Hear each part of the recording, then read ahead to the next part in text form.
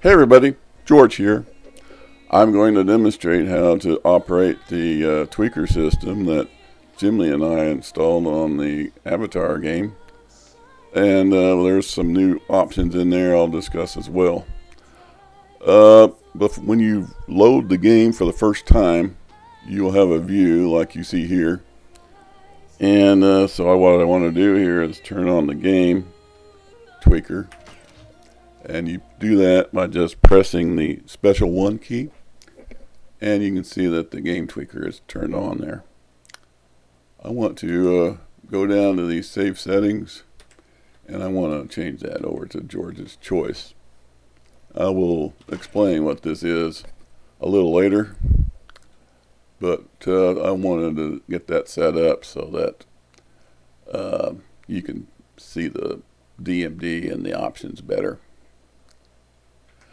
When you open a game tweaker or the PhysX tweaker or the lighting tweaker, you'll see this same display here below the DMD that has a desktop and the cabinet directions.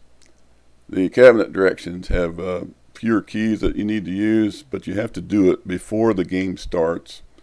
But it will allow you to do everything on the tweakers with just the plunger and the flipper keys.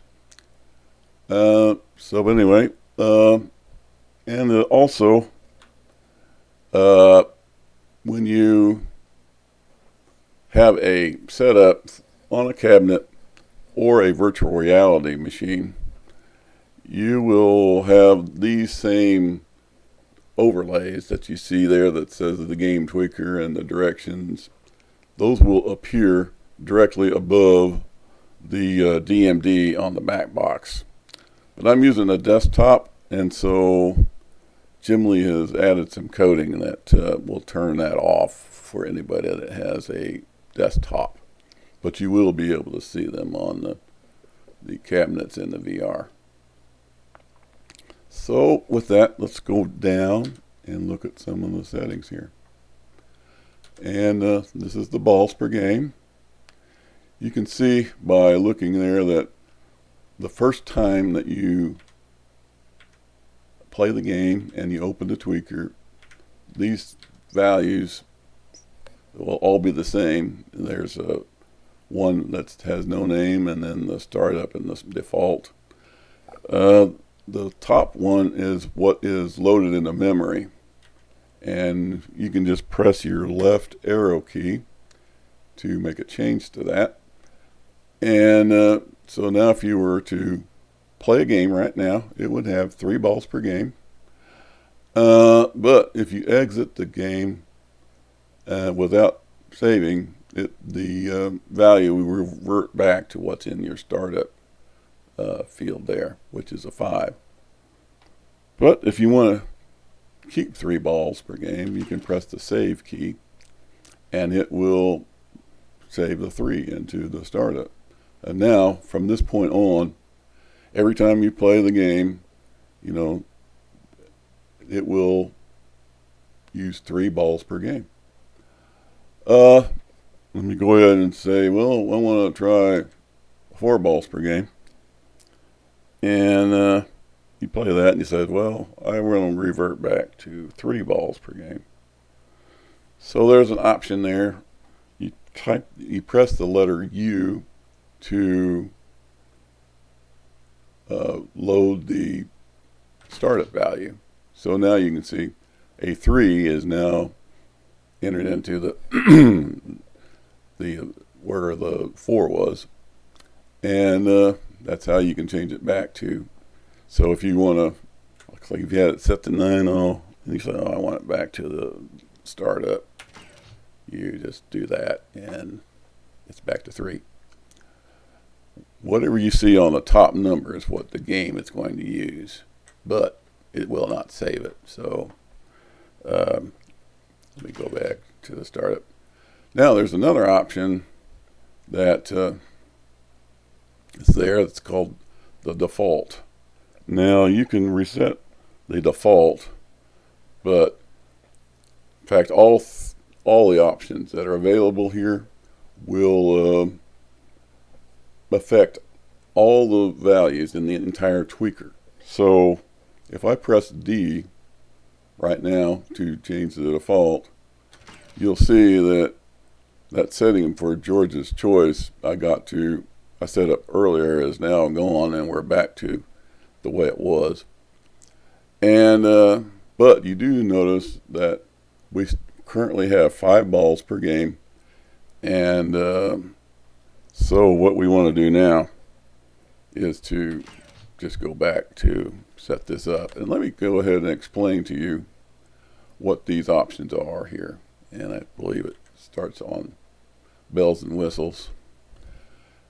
Bells and whistles sets all of the options up with the animation and the custom ball turned on, and then you can go over to plain Jane, and that turns all those custom options off. And you can read the description down below there to tells you how that all works. And let's go over to George's choice. That's the what setup that I prefer. And then this is Jim Lee's choice here that he likes to have his set up at. So let's go back to George's choice, and we'll press save again. And let's go on to the next tweaker, which is the lighting. And as you can see, all the lights on the playfield turn on, and it's set up so it's identical to the way it would look if you were playing a game. We're operating this during the attract mode. So and it's an advantage to do it here because all of the playfield lights are turned on. And there's several options here for the playfield inserts here, like the brightness. And you can change things, and you can see that this is all done real time because I'm adjusting it up and down here, and it's making the change immediately. Let me go ahead and show you these. When you first open it up, the tweaker, that's what the display you get. And then you have current user settings. Now if you press the right arrow key, you can go through the different predetermined modes that we've got. And and those are the 4 modes, and that's the day, which is the brightest. And if you want to change and use these permanently, you can, like I explained on the balls per game, you can play one game with dusk mode or dark night mode, and you will when you exit the game, it will revert back to whatever has been previously saved. So if you want to save dark night mode, you have to press the S key, and that will save it.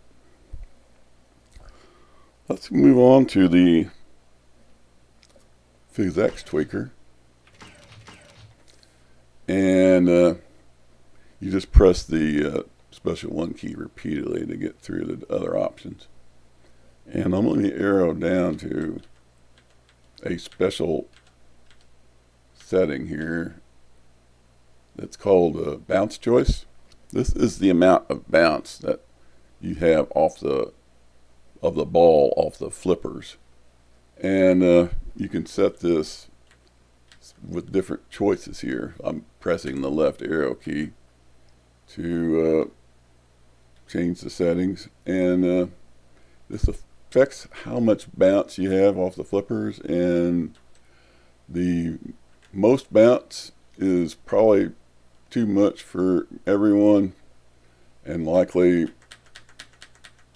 and also the least bounce is probably too little bounce for just about everybody.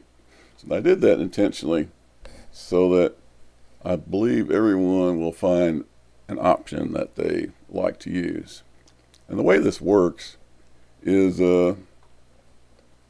it basically loads values into the next 3 parameters, And so let's just go ahead and look. You can see this one's set to 2125. This one's set to 0.55, and that's 0.18. Now let's go turn it up a little bit, and we'll go down, and you can see that it's increased that parameter, and it's increased all of them, see? And you can actually adjust these individually if you prefer, and you know what you're doing. Also, might want to note that I have loaded, or on the overlay, I've added that original value. On this one it says 15. That is what is set in the all-in-one example table that Terry Red published, and it's on all of these. Now you can see on Slingshot Threshold, I decided to use a 2.5 where the all-in-one example table had a value of 3 that was entered. But let me just kind of go on down here to table slope. Now you can see here that was originally 5.3 in the example table, and I changed it to 5.6. Table slope overrides all the other settings that you might be able to adjust table slope. Like there's one in the table editor, and I believe there's one in the script, and if you have an XML. But this setting will override all those other places that you can change table slope. And so if you want to change it, you need to change it here. I believe there's quite a few people that like to change the slope, so this is where you have to do it.